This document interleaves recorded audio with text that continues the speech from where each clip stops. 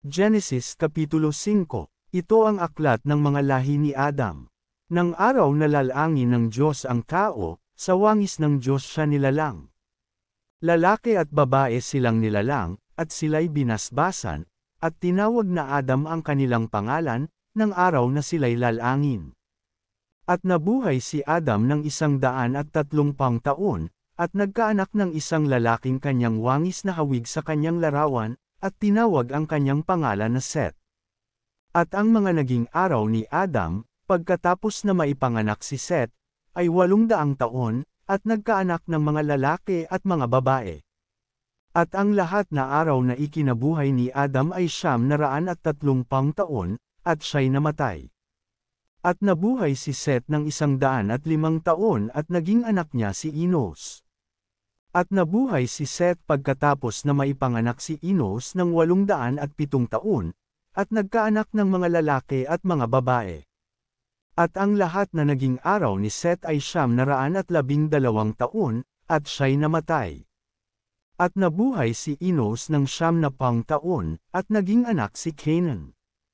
At nabuhay si Enos, pagkatapos na maipanganak si Canaan, ng 815 taon, at nagkaanak ng mga lalaki at mga babae. At ang lahat na naging araw ni Enos ay 905 taon, at siya'y namatay.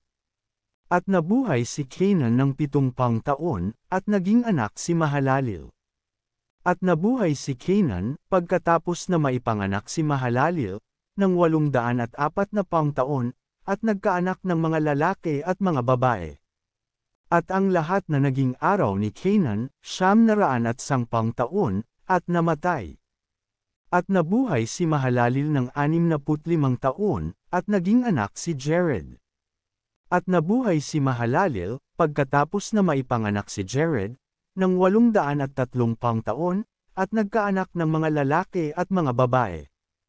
At ang lahat na naging araw ni Mahalaleel ay 875 taon, at namatay. At nabuhay si Jared ng 162 taon, at naging anak si Enoch.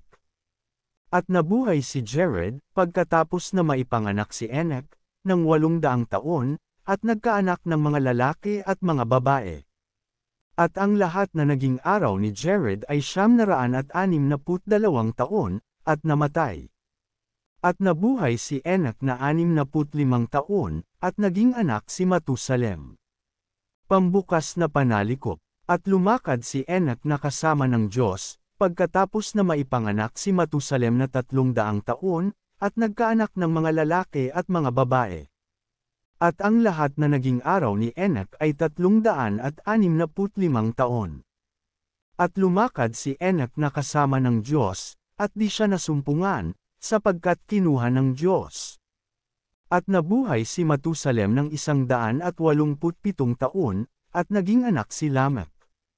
At nabuhay si Matusalem pagkatapos na maipanganak si Lamech, ng 782 taon, at nagkaanak ng mga lalaki at mga babae. At ang lahat na naging araw ni Matusalem ay 969 na taon, at siya'y namatay. At nabuhay si Lamech ng 182 taon, at nagkaanak ng isang lalaki.